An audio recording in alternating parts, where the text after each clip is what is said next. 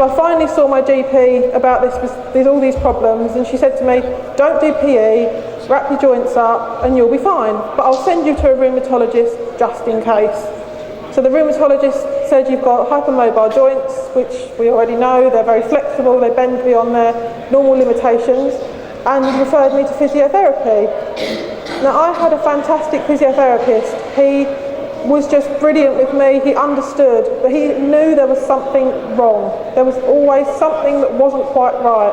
No matter how fit I was, working at the yard every day, mucking out, grooming the horses, mucking out the field, lifting things, I was so physically fit, and yet my muscles didn't support my joints properly, and some of the muscles were completely undeveloped. So despite having all these activities, my muscles didn't do their job because they either weren't there or they were very weak. So my physio couldn't understand why I was so physically active and yet so weak. So I struggled on. I had my physiotherapy, I religiously did my exercises, which is quite a battle with a teenager, I imagine, but I managed to do them. But I was finding that rather than getting stronger, I was getting weaker. So rather than getting stronger with these exercises, my muscles were still continuing to waste away. I couldn't climb the stairs, so I'd have to shuffle up and down on my bottom. My walking was really poor, so I shuffled and I fell over a lot and my balance was poor. I couldn't get up off the floor, so if we had to do stuff on the floor in school, I couldn't get back up again. My writing, which had always been so neat, was now just almost illegible. It was so poor, and from someone to have such good handwriting to suddenly not be able to grip a pen and not be able to control the pen to write, it was upsetting. And my hobby, which had kept me going, was horse riding, was now becoming increasingly more difficult. My riding teacher noticed there were problems. I couldn't plait the horses, I couldn't tie up hay nets, I couldn't lift the feed bags, and I couldn't push a wheelbarrow. But we just carried on. I couldn't do the buckles up on the tack because my fine motor skills were poor, but I still carried on doing my job with a lot of help from my mum, who still thought I was being a little bit lazy. Over the course of 2007, when I was 13 and turning 14, I really deteriorated, and I realised that there was something seriously wrong with me beyond what I'd been told. I knew in myself that there was something going on, because no matter what I did, everything was so difficult. No matter how hard I worked, my body just didn't do what I wanted it to. After my 14th birthday, in the October of 2007, I went downhill really quickly. Suddenly, I could barely walk, I couldn't do anything really, and just life was a struggle. Just to brush my teeth, brush my hair, wash my hair. I was getting my mum to wash my hair. Now, what 14-year-old wants a mum washing them? You don't want that. And I was losing my independence. My friends were gaining independence, they were gaining lives, they were gaining social lives, but mine was regressing. So in the January of 2008, on the 1st of January, I rode a horse for the last time. On the 13th of January, I last walked a dog on my feet. And on the 14th of January, I went to school for the very last time. So I could just walk a little bit with help, but some days I couldn't get up at all. My whole life had ground to a halt, and no one knew why. When I turned to the medical professionals that are there to help me, I was met with disbelief and a lack of compassion. I was told I was lazy, I was trying to get out of doing things, and that my mum was allowing me to be sick. No, I was diagnosed with something called fibromyalgia, which is a chronic pain condition, which is a valid diagnosis, but it didn't explain what was wrong. And because of the attitudes around that condition, it was still disbelief. You are being lazy, you are not trying, if you just did this you'd get better, if you just did that you'd get better. So I felt like I was constantly being attacked from the medical profession. I was telling them I needed help, and yet they were telling me there's nothing wrong. Finally, after 10 months, I saw one of the leading experts in a condition called Ehlers-Danlos syndrome. Now, Ehlers-Danlos is a connective tissue problem. So the collagen in the body, which acts like the glue, doesn't work properly. So instead of holding my tissues together, They don't. So they stretch, my joints dislocate, my internal organs are failed, and there's a lot of problems that go along with it. But finally I saw Professor Graham and he said, I know what's wrong with you. You've got Ehlers-Danlos syndrome. Didn't explain everything, but finally I had a name. Finally someone had validated that there was something wrong. Finally I could say, I'm not faking it, this is what's wrong with me. I was just relieved to have an answer, to have a name, to have a name to put to what was wrong rather than this attitude that I was making it up. Things did not stop there, and my condition continued to progress. My gut stopped working. I mean, I'd been born with gut problems, but I'd managed my life just managing really. And then my gut problems got worse. I couldn't eat, I couldn't swallow, I wasn't absorbing food. I started on tube feeding in the August of 2009 after losing 6 stone in 6 months where I hadn't been able to eat. But once again, the disbelief from the medical profession said I was deliberately not eating, and so I didn't get help. Finally, we got the tube feeding, initially through a nasogastric tube, and then through a gastrostomy straight into my stomach through the abdominal wall. My bladder also stopped working. This had always been a problem, but it finally packed up on me, and I had to start intermittent catheterisation. I had a barrage of tests over the course of 2010 from a range of different professionals, and I was diagnosed with chronic intestinal pseudo-obstruction. So basically my gut doesn't move.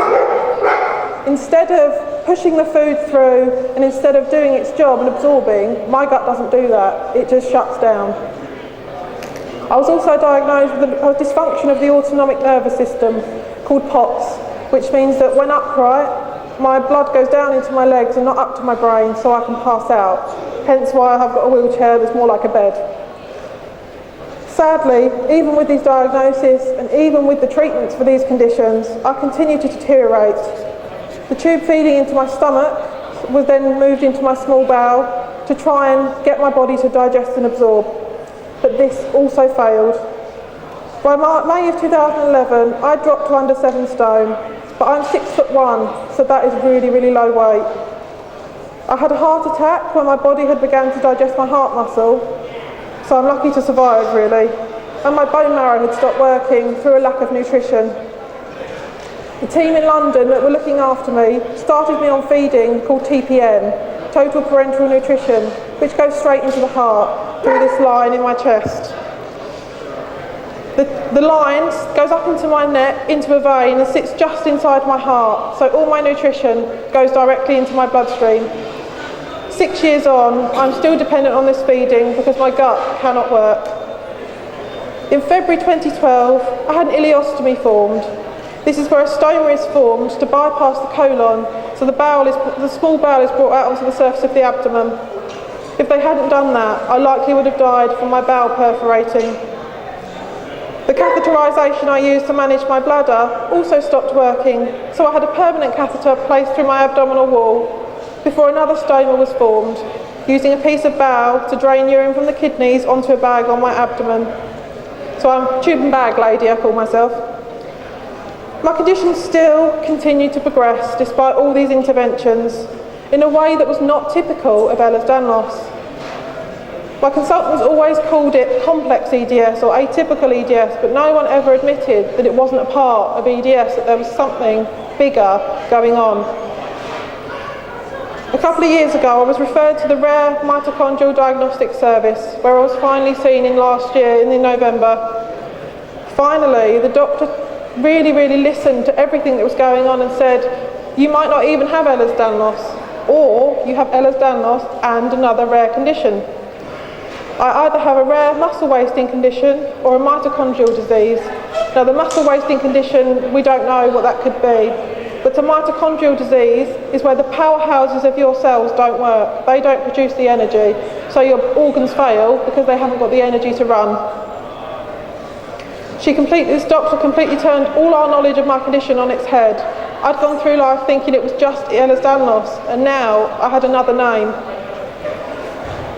It's been quite a journey over the last couple of years, but to finally understand why EDS didn't make sense completely was, again, it was another validation for me. It was another validation that I wasn't making it up. And funnily enough, since I've told all my professionals about this, they've said, that makes sense.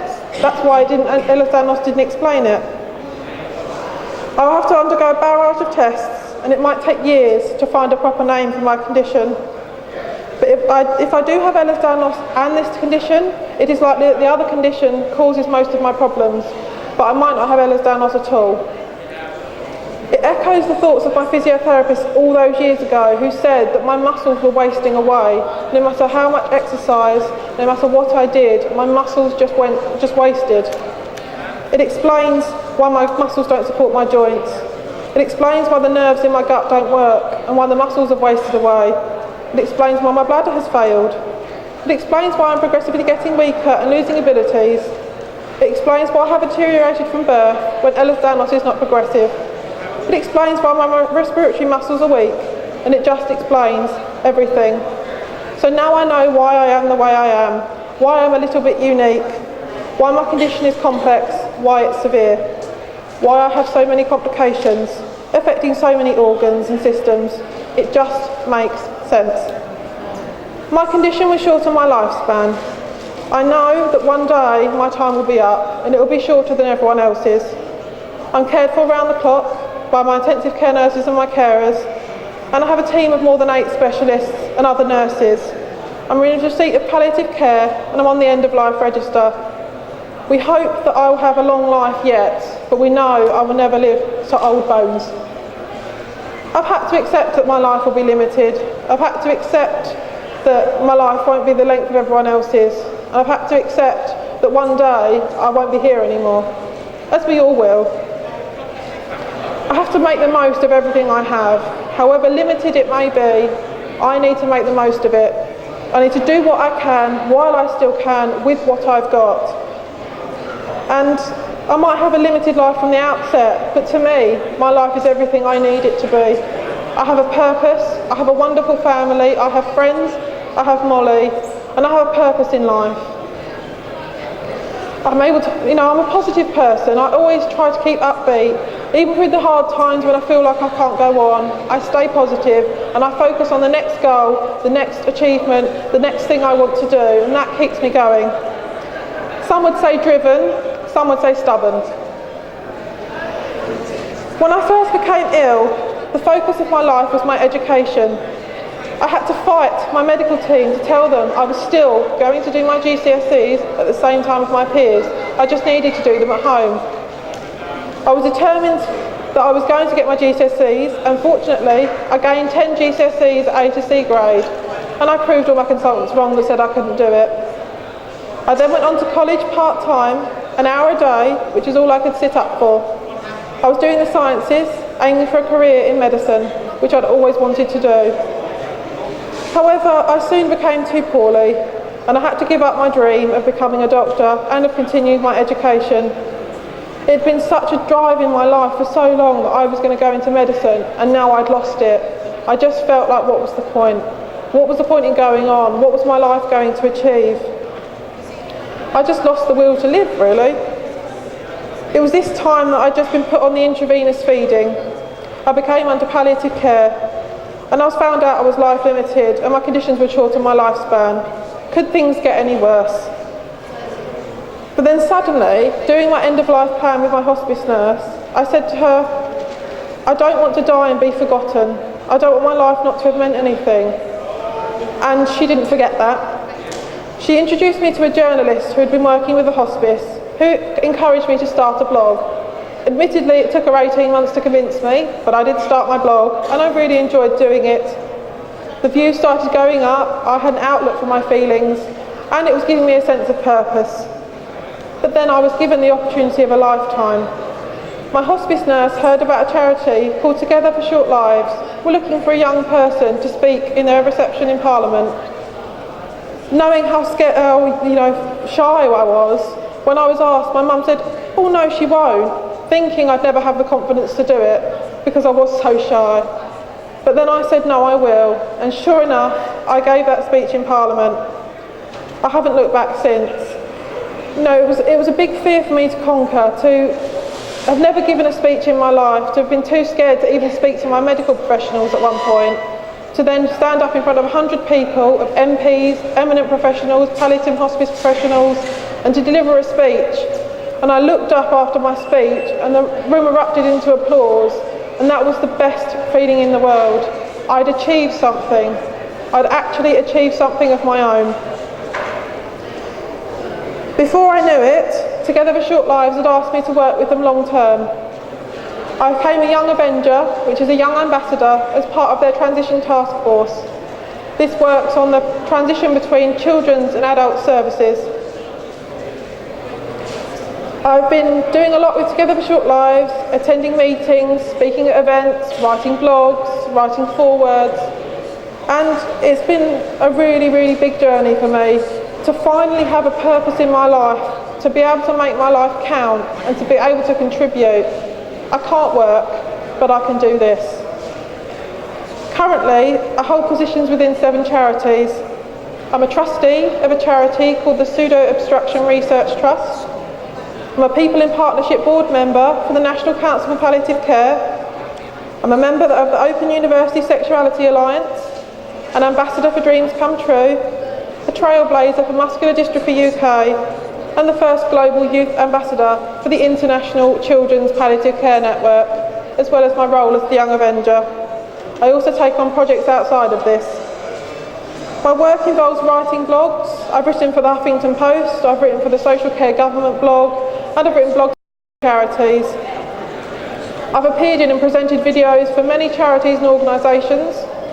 I've appeared on television and radio, and was recently made co-applicant and project advisor on a research project, an enormous opportunity. I've done many things and I've had a wonderful time, all thanks to these people giving me an opportunity. For my work, I received an MBE in the 2016 New Year's Honours. It's a huge honour for someone of my age. I was only 22 when I received the award. I received my award from Prince Charles at Buckingham Palace in June last year. What a day it was.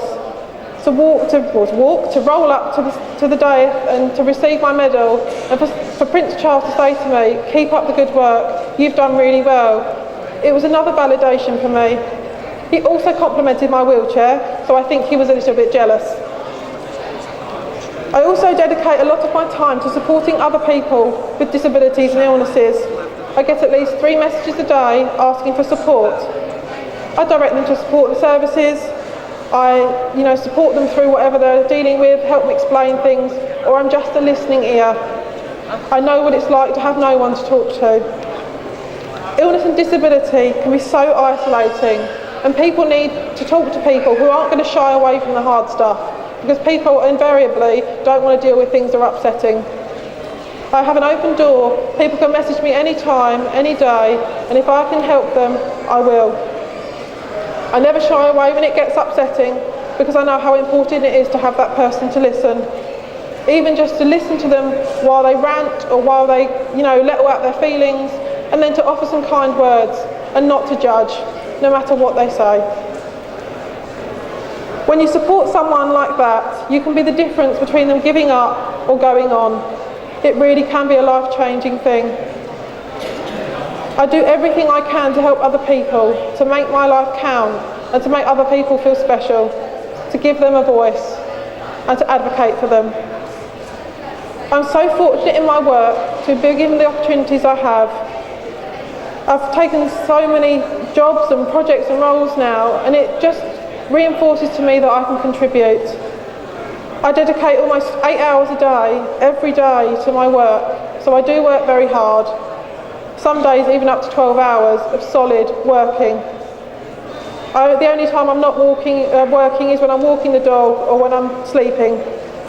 And as difficult and as time-consuming it may be, it's the most rewarding thing I've ever done. To be a voice for other people, to advocate for them, but most importantly, to use my experiences, both good and bad, to benefit other people. I need to feel like my life is counted, as I've said, and I do hope I've achieved that. We all have abilities despite our disabilities. It's about using these to benefit others within our limitations. Channeling your energy into something that benefits yourself and others is the most rewarding thing you will ever do. Anyone can get into charity work. If I can do it, anyone can. If it weren't for the speech in Parliament, thanks to Together for Short Lives, I never would have got into the work I did. So I try and encourage other people to find their niche, to find their passion, and then to do it, because I know how important a drive in life is. My top tips for anyone that wants to get into charity and voluntary work are to be prepared to work hard, be prepared to do lots of work unseen, unheard and unrecognised, be patient, Rome wasn't built in a day, and at the same time be proactive. Don't wait for things to come to you. People won't know you exist, so unless you tell them who you are, they're not going to know you're there. So go out and seek opportunities, offer yourself to charities, say this is what I can do and this is what I'd like to do. You never know what will come up. Make sure when you do apply for roles, however, that it's within your capabilities. I have made myself ill pushing to deadlines and doing things because I've wanted to do the role but haven't been able to, and I don't want to let people down. And if you let too many people down, it will come back on you because you won't be given any opportunities. So, go out there, seek jobs, but make sure it's within your capabilities to do so. Blogs are a fantastic way to get started. That gets your name out there, and when someone Googles you or you apply for a role, your blog is there and it tells them who you are and what you want and what you do.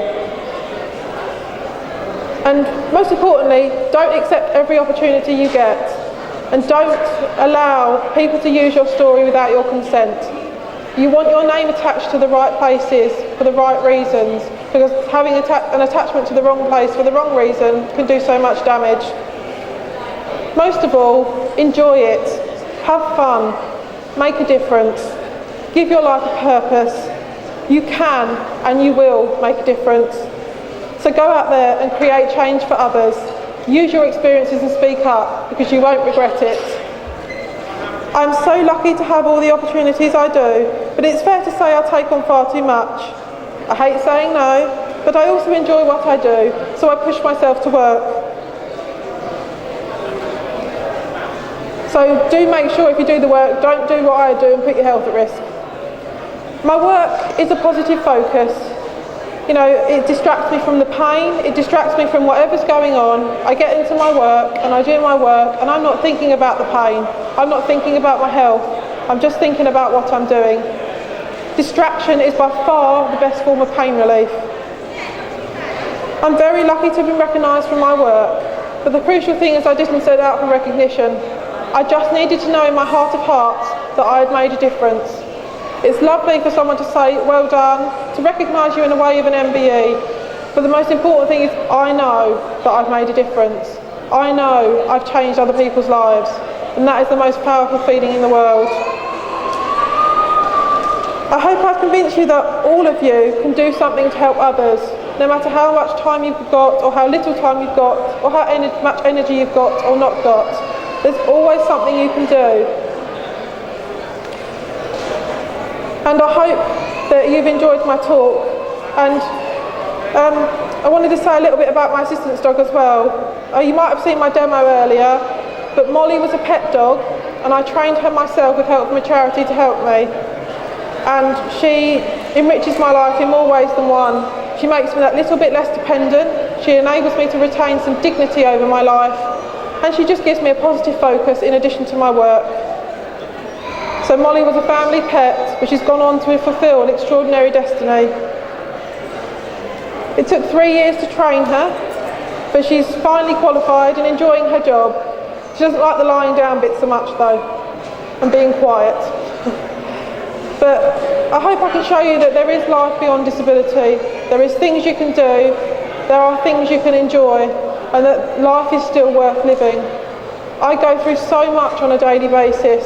My suffering some days is so much I don't want to go on, but I've got so much to be positive about, so much to look forward to, and so much to be proud of. So please, if you can, dedicate some time to working with a charity or speaking up for others, because you will make a difference. Thank you. Good girl. Yeah. Good girl.